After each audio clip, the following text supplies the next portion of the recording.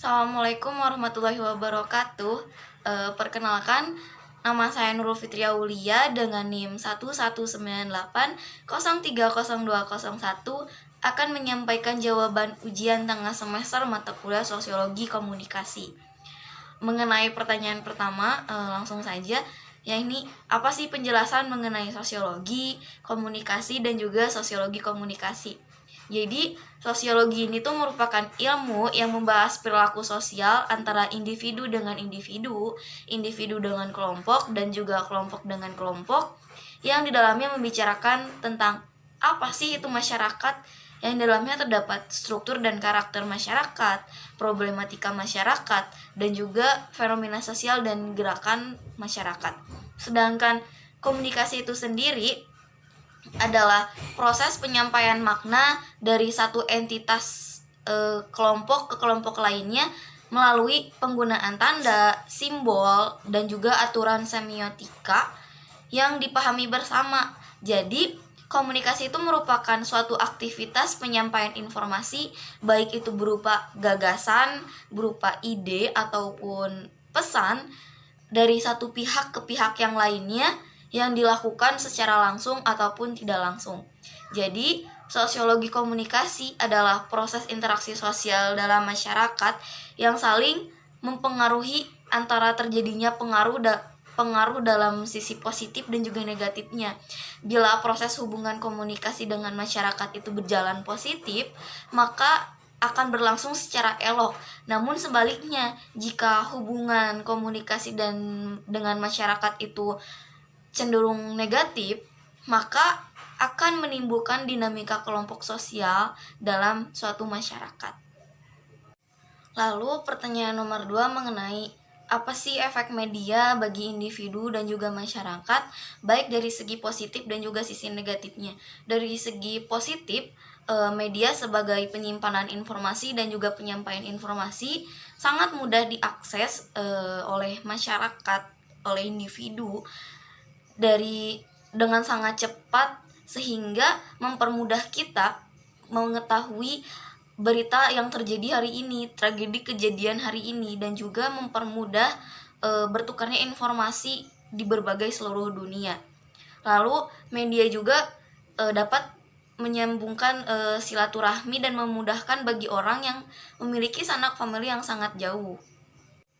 Selain itu, media juga mempermudah masyarakat ataupun individu mempermudah belanja, seperti halnya berbelanja kebutuhan sehari-hari tanpa dia harus repot-repot pergi ke tempat swalayan, pergi ke Alfamart ataupun pergi ke Indomaret, karena telah tersedianya online shop dan juga mempermudah bagi orang untuk berjualan secara online.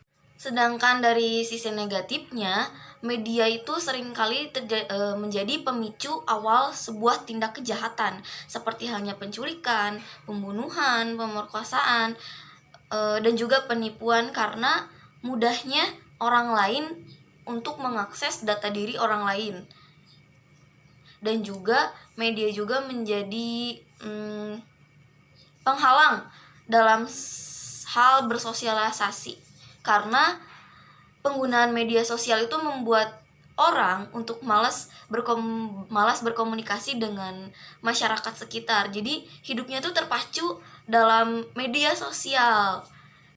Sehingga dengan adanya media ini, seringkali orang-orang tuh lebih mementingkan diri sendiri dan menjadi tidak sadar akan lingkungan sekitar mereka, karena mereka hanya menghabiskan waktu mereka dan terpacu terhadap media sosial. Lalu pertanyaan ketiga mengenai ideologi media. Ideologi itu sering dipahami dengan sistem keyakinan yang menjadi cita-cita ataupun dambaan masyarakat yang kemudian memberikan acuan dalam memandang dan juga memahami realitas. Sedangkan ideologi media pada dasarnya adalah gagasan-gagasan atau nilai-nilai pokok yang diusung oleh oleh media massa melalui pesan-pesan yang disampaikan kepada halayak ramai, entah itu berupa paket berita, iklan, film, tayangan sinetron, ataupun tayangan reality show. Ideologi media juga tampak secara implisit berupa sistem makna yang terkandung dalam sistem-sistem lambang yang dapat membantu mendefinisikan dan menjelaskan realitas waktu serta memberikan acuan bagi publik untuk berpikir, bersikap, dan juga memberikan respon. Dengan kata lain, konsep ideologi media itu sangat lekat dengan konsep-konsep seperti sistem keyakinan, prinsip gagasan, pandangan dunia, dan juga nilai yang diusung oleh media. Lalu pertanyaan selanjutnya yaitu pertanyaan nomor 4 mengenai apa sih penjelasan mengenai tiras, rating, agent of change, agent of destroyer, dan juga gatekeeper. Tiras itu bisa juga disebut dengan oplah yang merupakan jumlah salinan surat kabar atau majalah yang dijual untuk mengatur harga periklanan. Sedangkan rating adalah penilaian atau evaluasi yang dilakukan oleh pihak-pihak tertentu terhadap berita yang disampaikan. Sedangkan agent of change ataupun agen perubahan, mengapa media disebut agent of change? Karena berperan besar dalam membentuk sebuah opini publik.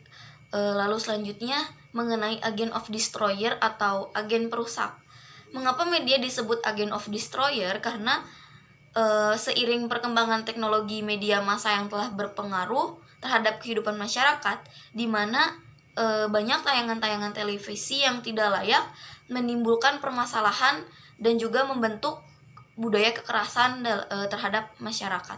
Lalu yang terakhir mengenai gatekeeper. Gatekeeper itu atau biasa disebut penjaga gerbang, yaitu orang yang dapat mengakses ke sesuatu. Jadi gatekeeper ini adalah orang yang bisa menaikkan berita yang penting dan juga menghapus informasi yang tidak memiliki nilai berita. Dan yang terakhir yaitu pertanyaan nomor 6 mengenai Quran surat Al-Hujurat ayat 13 yang berbunyi A'udzubillahi minasyaitonirrajim. Bismillahirrahmanirrahim. Ya ayyuhan nasu inna khalaqnakum min dzakari wa untha wa ja'alna syu'uban wa qabaila lita'arafu. Inna akramakum indallahi atqakum innallaha alimun khabir. Yang artinya, wahai manusia, sungguh kami telah menciptakan kamu dari seorang laki-laki dan juga seorang perempuan, agar kemudian kami menjadikan kamu agar menjadi berbangsa-bangsa dan juga bersuku-suku, agar kamu saling mengenal satu sama lainnya.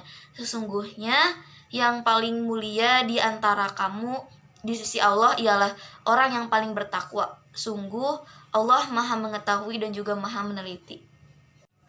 Jadi makna yang terkandung dalam Quran surat Al-Hujurat ini, ya ini pada hakikatnya kita memang dilahirkan dari seorang perempuan dan seorang laki-laki yang sama. Namun kita tuh dijadikan berbeda dalam bentuk berbangsa-bangsa dan bersuku-suku, agar kita tuh nanti saling mengenal satu sama lainnya, agar kita itu dapat memahami sebuah perbedaan dan juga terjalinnya interaksi satu sama lainnya, sehingga kita dapat mengetahui satu dengan yang lainnya. Alhamdulillah semua jawaban telah saya jawab dari nomor 1 dengan sampai nomor 6. Mohon maaf bila banyak terdapat kesalahan dan juga kekeliruan dalam menjawab. Kurang lebihnya mohon dimaafkan. Wassalamualaikum warahmatullahi wabarakatuh.